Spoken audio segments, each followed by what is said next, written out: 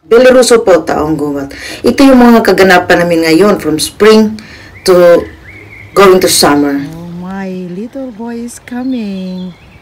He's eager to search about the life of frogs, life of earthworms, lizards. Oops. Straight to the frog place. Katukol ta sila ang kaks. Sila bartia yo. Si habi ko. Ron, sila uli yata sa tola bartia. Yes. Don't touch them, they are laying eggs. Give them peace because they are very careful of their eggs. They are protecting their eggs as much as possible. Why they have a sound? Because they think you're gonna gather or collect their eggs. Of course, they are the mother and the father of the eggs. Of course, they will gonna protect. And when it's ready, it's so many frogs coming. Be careful. Look, oh, he's coming to you. Kulta, he's coming to you. Oy, Daniel, be careful. Kato. Hoy, this little boy is collecting samak ko.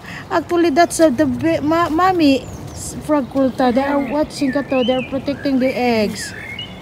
Boy, eh. Is that from my kind? Yeah. Yes, they're protecting their eggs, Kulta.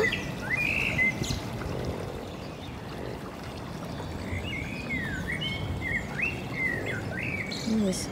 Just be nice to this frog. They protect their eggs. Okay. Oh, ayan ang very peaceful weather namin dito. Parang feel namin nasa probinsya pero sa totoong buhay. We are in sa suburban po kami nakatira, pero ang maganda dito, mas maraming kahoy kasi tao. So hindi kami crowded ng kapayapaan. Kumbaga. Salamat po na nandito kayo ulit sa aking channel kasi matagal na rin po ako na hindi nag-upload ng video kasi alam niyo ba, may trabaho ko. Ayaw kong iwanan yung trabaho ko. Priority ko yung work ko. Kasi anumang mangyari, yung work ko nakatutulong sa aking pamumuhay. Alam niyo ba, yung sa YouTube ko is for lang yan, hobby. Hindi ko yan ibig sabihin na pinipirahan kasi wala akong pera niyan. Oo. Sa iba siguro, pero sa akin I rather work hard bago YouTube. O ayan. Kasi mainit na sa amin pag spring summer dito. Double active na ang aking katawan. Ayun baga. Kasi parang ganun short spring summer lang kami dito, 3 months. Sana maganda weather, gagaya nito na mainit. Kasi, alam mo naman, minsan maulan, depende sa weather. O kaya, ginagrab na namin. Kasi, alam mo ba, dito, yung, parang wala ng gabi. Buong araw maliwanag. Oo. Minsan na, wala talagang, as in 24 hours. Nandiyan pa si Haring Araw. Yan lang ang maganda dito. At ito naman po ay pumupunta kami sa tabing dagat para lang tingin-tingin sa nature. Alam nyo ba, ang ganda ng weather. Pero kaso, malamig lang yung tubig. Pero as in, yung beauty of the nature, beauty. Grabe, the best. At saka ang ganda dito, may grilling place. Oh, yan, modern. Modern. Tsaka, look at the view. Libre lang yan. Kaya, kayo dyan, grab nyo na yung weather. Huwag kayong magstay sa bahay. Ako, ayokong magstay sa bahay.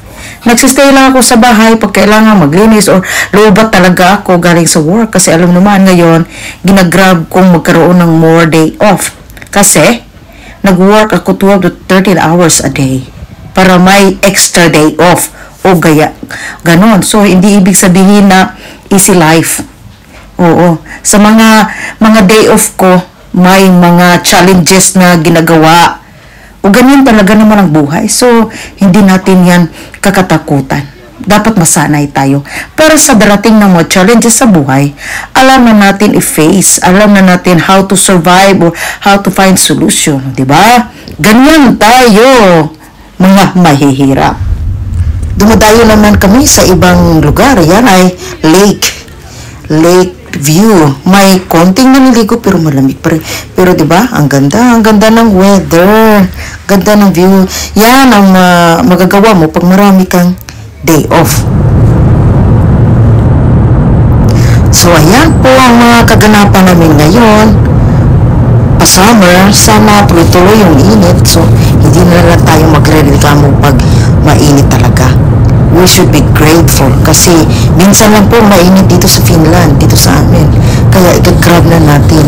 So salamat sa panonood at sa uulitin po at God bless sa lahat. Let's be active while the sun is up. Binuruso po taong gubat. God bless.